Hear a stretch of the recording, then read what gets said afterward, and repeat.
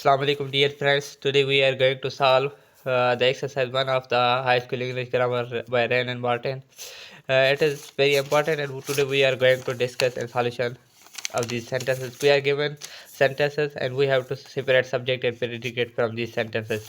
First of all, we should know what is subject and what is predicate. What is subject and what is predicate. So before solving of these sentences, we shall know what is subject and predicate. Subject कहते हैं किसी भी action का doer या performer हो sentence में, या जिसके बारे में हमें प्रेडिकेट इन्फॉर्मेशन दे रहा हो, या जिसके बारे में हम सेंटेंस में क्या बात कर रहे हो, वो क्या होता है, सब्जेक्ट होता है। और प्रेडिकेट क्या करता है, वो इन्फॉर्मेशन हमें प्रोवाइड करता है किस चीज़ के बारे में, वो हमें इन्फॉर्मेशन प्रोवाइड करता है सब्जेक्ट के बारे में। हम कह सकते हैं it is the part of sentence which is something about the subject. हम इसे कह सकते हैं कि वो एक्शन का परफॉर्मर हो या उसके बारे में हमें सब्जेक्ट कुछ बता रहा हो। And named person, place, I think are noun और प्रोनाउन। ठीक है, जैसे हमारे पास एक सेंटेंस है, मैन इज वाटर। यहाँ पर हमें सब्जेक्ट और प्रेडिकेट सेपरेट करना है। तो यहाँ पर सब्जेक्ट क्या है, मैन है, और रिमेनिंग पार्ट क्या होता है, प्रेडिकेट। ये हमें बता रहा है सब्जेक्ट के बारे में कि मैन वाटर होता है। तो जो सब्जेक्ट के बारे में बता रहा हो वो प्रेडिकेट है। इसके बारे में हमें इंफॉर्मेशन दी गई है, और जिसके बारे में हमें इंफॉर्मेशन दी गई हो तो वह क्या कहलाता है, सब्जेक्ट कहलाता है। यहाँ पर हमें जो सेंटेंसेस मिले हुए हैं, हमें यहाँ पर सब्जेक्ट और प्रेडिकेट सेपरेट करना। हमारे पास पहला सेंटेंस है, the cackling of geese saved the room. The cackling of geese यानी कि हंस पक्षी का टरटराना, सेव द रूम यानी कि रूम को हंस पक्षी के टरटराने ने बचाया। ये एक लंबी स्टोरी है कि ये जो हंस पक्षी होता है गीज, इनकी जो है ना हेयरिंग जो है ना वो तमाम ज़्यादा अच्छी होती है कि वो किसी भी चीज़ को दूर दूर से आवाज़ आए तो उसे वो अच्छी तरीके से हेयर कर देते हैं। ये सेंटेंस में तमाम ज़्यादा पाया जाता है। तो जब जो है ना एक अपोजिट मुल्क था, उनका जो दुश्मन मुल्क था, उसने रोम पर हमला करने के लिए रात को जो है ना अपनी फौज को भेजा। तो इन पक्षियों ने क्या है, उनके जो है ना पैरों की आवाज़ सुनने के बाद जो है ना टरटराना शुरू कर दिया। तो उसके जो है ना उस मुल्क के जो निगहबान थे वो भी खबरदार हो गए इस वजह से कि रूम बच गया। इस वजह से कहा जाता है the cackling of geese saved the room. हमें यहाँ पर बताना है कि सब्जेक्ट क्या है, प्रेडिकेट क्या है। तो जिसके बारे में हमें इंफॉर्मेशन दी गई हो या कोई वो काम परफॉर्मर हो तो वो सब्जेक्ट कहलाता है। द केकलिंग ऑफ गीज यहाँ पर सब्जेक्ट है, और सेव्ड द रूम क्या है, प्रेडिकेट है। द केकलिंग ऑफ गीज मिस हंस पक्षी का टरटराना, ये क्या है, सब्जेक्ट है, और रिमेनिंग पार्ट क्या होता है, प्रेडिकेट। मैं अंडरलाइन करता जाऊंगा सब्जेक्ट को, बाकी आप समझाएं रिमेनिंग पार्ट क्या होता है, प्रेडिकेट होता है। तो यहाँ पर केकलिंग ऑफ गीज के बारे में कहा गया है कि उनके टरटराने की वजह से ही रूम बचा। तो ये इसके बारे में इंफॉर्मेशन दी गई है। और दूसरा सेंटेंस है, the boy stood on the burning deck.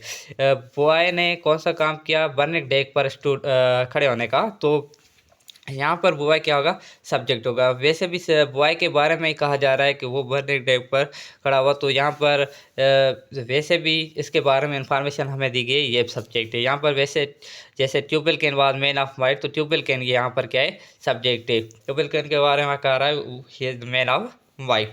उसके बाद है, stone was do not make a present.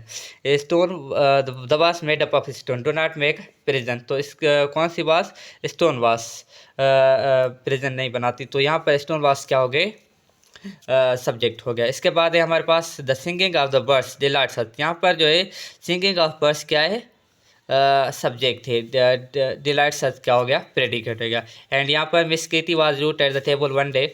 तो यहाँ पर जो मिस कीती है वो क्या होगा, सब्जेक्ट होगा। बाकी रिमेनिंग पास हमारे पास क्या होगा, प्रेडिकेट होगा। तो हम अंडर का लाइन कर लेता हूँ मैं सब्जेक्ट को, मिस कीती। इसके बाद he is a good memory, इसके पास अच्छी मेमोरी है। तो यहाँ पर ही क्या हो गया, सब्जेक्ट हो गया। बाकी रिमेनिंग पार्ट क्या हो गया, प्रेडिकेट हो गया। किसके बारे में हमें इन्फॉर्मेशन दी गई है कि उसके बाद अच्छी मेमोरी है, तो ही के बारे में।